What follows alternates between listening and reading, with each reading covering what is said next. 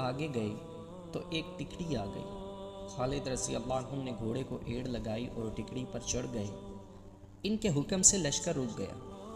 اللہ کے سپاہیوں، خالد رضی اللہ عنہ نے بلند آواز سے کہا، تم پر اللہ کی رحمت ہو۔ آج خدائے واحد نے تمہیں بڑے سخت امتحان میں ڈال دیا ہے۔ آج تم ایک پہاڑ سے ٹکرانے اور اسے ریزہ ریزہ کرنے جا رہے ہو۔ اب جس لشکر کے ساتھ تمہارا مقابلہ ہوگا وہ پہاڑ سے کم نہیں۔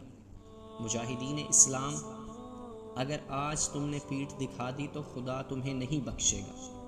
آج اس عہد سے آگے بڑھو، فتح یا موت۔ ہماری جانیں اللہ کی امانت ہے، یہ امانت اللہ کو لوٹانی ہے، لیکن باوقار طریقے سے۔ اللہ تمہارے ساتھ ہے۔ تعداد اور ہتھیاروں کی کمی اور افراد شکست اور فتح کا باعث نہیں بن سکتی۔ فتح جذبہ